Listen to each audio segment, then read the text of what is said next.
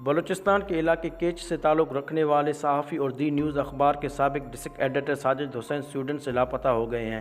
ساجد حسین کے بھائی واجد بلوچ نے بتایا ہے کہ ساجد حسین سویڈن کی اپسالہ یونیورسٹی میں ماسٹرز کا کورس کر رہے تھے۔ اسی کورس کے خاطر انہوں نے حال ہی میں اسٹاف ہوم سے 1 گھنٹے کے فاصلے پر واقع شہر اپسالہ میں ایک ہاسٹل میں ایک کمرہ کرائے پر لیا تھا، لیکن رواں ماہ 2 مارچ سے ساجد ہاسٹل میں شفٹ ہونے کے بعد سے لاپتہ ہے۔ ان کے دوستوں نے پولیس میں 3 مارچ کو رپورٹ درج کرائی اور مقامی پولیس نے باقاعدہ طور پر 5 مارچ کو کام شروع کیا۔ اسٹاف پولیس کے ترجمان کے مطابق اس وقت اسٹاف پولیس اس کیس کی جانچ پڑتال کر رہی ہے اور مزید تفصیلات تفتیش مکمل ہونے پر ان کے خاندان کو دی جائیں گی۔ پولیس کے ترجمان کے مطابق ہاسٹل کے کمرے سے ساجد کا بیگ اور لیپ ٹاپ ملا ہے، جبکہ سفر کے کاغذات جیسے کہ پاسپورٹ اور دیگر دستاویزات غائب ہیں۔ دوسری جانب اسٹاف ہوم میں منسلک پرنسپل پر کام کرنے والے ادارے سے منسلک چینی جونیسنس اور ان کے ساتھیوں نے 2 مارچ سے اب تک کے عرصے میں ہاسٹل کے گرد و نواح جبکہ شہر کے جنگلات اور ندیوں میں بھی تلاش جاری رکھی ہوئی ہے۔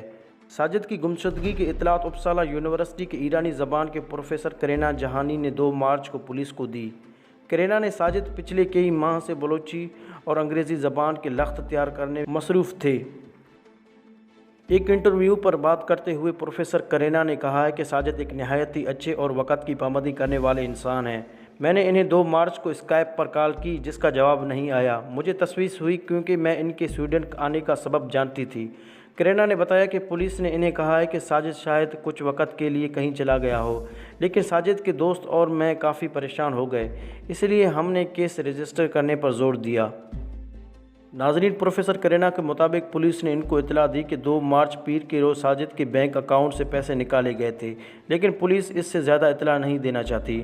ساتھ ہی کرینا نے بتایا ہے کہ سویڈن میں پرائیویسی کا قانون بہت سخت ہے، تو مثال کے طور پر اگر کل کو میں لاپتہ ہو جاؤں تو پولیس میرے شوہر کو میرے اکاؤنٹ کی معلومات نہیں دے گی۔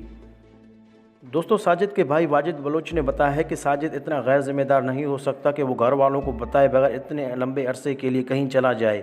واجد نے بتایا ہے کہ ہم پولیس کی تفتیش مکمل ہونے کے انتظار میں تھے اور کچھ معلوم ہونے سے پہلے خوف نہیں پھیلانا چاہتے، لیکن جب اطلاع سامنے نہیں آئے تو ہم نے سماجی رابطے کی ویب سائٹ کے ذریعے ساجد کے دوستوں، صحافیوں اور بلوچی ادبی دائرے میں موجود لوگوں کو ساجد کی گمشدگی کا اطلاع کی۔ ساجد حسین نے کراچی میں پہلے ڈیلی ٹائمز اور پھر دی نیوز اخبار میں 2008 سے 2012 تک کام کیا ہے۔ دوستو، ساجد کے بھائی نے بتایا ہے کہ سن 2012 میں ساجد نے اپنی جان بچانے کے لیے ہنگامی حالات میں ملک چھوڑ کر عمان میں پناہ لی تھی۔ ساجد کے دوست تاج بلوچ کے مطابق ساجد کے خاندان اور دوست احباب کے جبری طور پر گمشدہ اور بعد میں قتل ہونے کے نتیجے میں ساجد نے ملک چھوڑنے کا فیصلہ کیا تھا۔ ان کے دوست کے مطابق ساجد کو ملک میں رہتے ہوئے اپنے زندہ رہنے کی امید نہیں تھی، اس لیے انہوں نے ملک کے عمان جانے سے پہلے اپنی تحریر کتاب کا ایک باب اپنے دوست کو ای میل کرتے ہوئے کہا تھا کہ یہ باب ان کی بیٹی تحریر کو جب دینا جب وہ 18 سال کی ہو جائے۔ 2 سال عمان میں رہنے کے بعد ساجد دبئی اور پھر وہاں سے یوگینڈا منتقل ہوئے۔ اس عرصے میں ساجد نے ایک ٹرانسپورٹ کمپنی میں بھی کام کیا۔ اس دوران ساجد نے صحافیت کے دنوں کو یاد کرتے ہوئے صحافی سے ٹرانسپورٹ بننے تک کے سفر پر ایک مضمون بھی لکھا۔ ساجد سن 2017 میں سویڈن پہنچے جہاں پر وہ اپسالہ یونیورسٹی میں ایرانی زبان میں ماسٹرز کر رہے تھے۔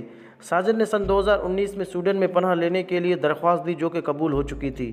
مارچ سے پہلے تک ساجد اپنے ایک دوست کے ساتھ اسٹاف ہوم میں رہ رہے تھے اور اپسالہ آنے کا فیصلہ انہوں نے یونیورسٹی سے نزدیکی کی بنیاد پر لیا۔ ساجد اپنی بیٹی اور بیوی کا سویڈن منتقل ہونے کے انتظار میں تھے۔ کراچی میں دی نیوز کے سینئر ایڈیٹر طالعت اسلم نے بتایا ہے کہ ساجد ایک باصلاحیت اور قابل انسان ہے۔ ان کا اچانک سے ملک اور صحافیت چھوڑ دینا ہم سب کے لیے کافی افسوسناک تھا۔ ناظرین، ہم آخر میں جاتے وقت یہ دعا کر رہے ہیں کہ اللہ تبارک و تعالیٰ ساجد حسین کو اپنے گھر والوں سے دوبارہ ملائے تاکہ وہ دوبارہ اپنی خوشحال زندگی جئیں۔ ناظرین، آپ لوگ اس معاملے کے بارے میں کیا رائے رکھتے ہیں؟ کمنٹ باکس میں آپ لوگ اپنی قیمتی رائے کا اظہار کریں، کیونکہ آپ لوگوں کا رائے ہمارے لیے مشعل راہ ہے۔